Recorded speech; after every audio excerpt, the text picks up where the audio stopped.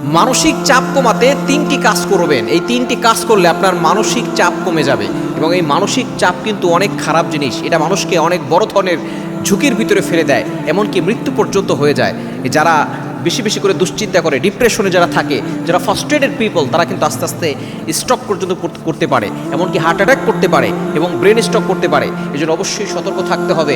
আপনি অতিরিক্ত চিন্তা করবেন না। দুশ্চিন্তা মানুষকে হয়রান করে ফেলে। মনে রাখবেন, মুমিনরা কখনো হতাশ হয় না, মুমিনরা সবসময় আল্লাহর উপরে ভরসা রাখে। Never lose hope, never give up.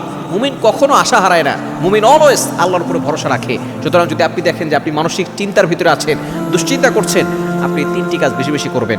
1 number হচ্ছে আপনি 5 ওয়াক্ত নামাজ পড়া শুরু করে দেন।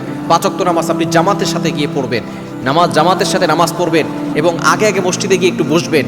কেননা নবীজি সাল্লাল্লাহু আলাইহি ওয়াসাল্লাম জানিয়ে দিয়েছেন, যখন কোনো ব্যক্তি মসজিদে যায়, আগে আগে মসজিদে যায় এবং নামাজ শেষ হওয়ার পরেও কিছু সময় বসে থাকে, তখন ফেরেশতারা ওই ব্যক্তির জন্য দোয়া করতে থাকে, আল্লাহ এই ব্যক্তির সকল টেনশন দূর করে দাও, সকল দুশ্চিন্তা দূর করে দাও এবং তার অন্তরে আল্লাহ তাআলা তুমি প্রশান্তি দান করো। এই জন্য আপনি 1 নাম্বার 5 ওয়াক্ত নামাজ আপনি নামাজ পড়ার চেষ্টা করবেন। নাম্বার 2, দ্বিতীয় নাম্বার হচ্ছে আপনি বেশি বেশি করে কোরআন তেলাওয়াত করবেন। কেননা কোরআন তেলাওয়াত আপনার অন্তরে প্রশান্তি দান করবে, আপনার দুশ্চিন্তা কমাবে। আপনি কোরআন দিয়ে সূরা ইয়াসিন তেলাওয়াত করতে পারেন, এরপরে সূরা আর রহমান তেলাওয়াত করতে পারেন, সূরা ওয়াকিয়া তেলাওয়াত করতে পারেন, এবার সূরা বাকারা যে ঘরে তেলাওয়াত হয় ওই ঘরের ভিতরে আল্লাহ পাক রব্বুল আলামিন সকল ধরনের বিপদ আপদ থেকে হেফাজত করেন। আপনি কোরআন তেলাওয়াত বেশি বেশি করবেন। এবং 3 নাম্বার হচ্ছে আপনি জিকির করবেন। কারণ আলা বিযিকরিল্লাহি তাতমাইন্নুল কুলুব, আল্লাহর জিকির মানুষের অন্তরকে প্রশান্ত করে।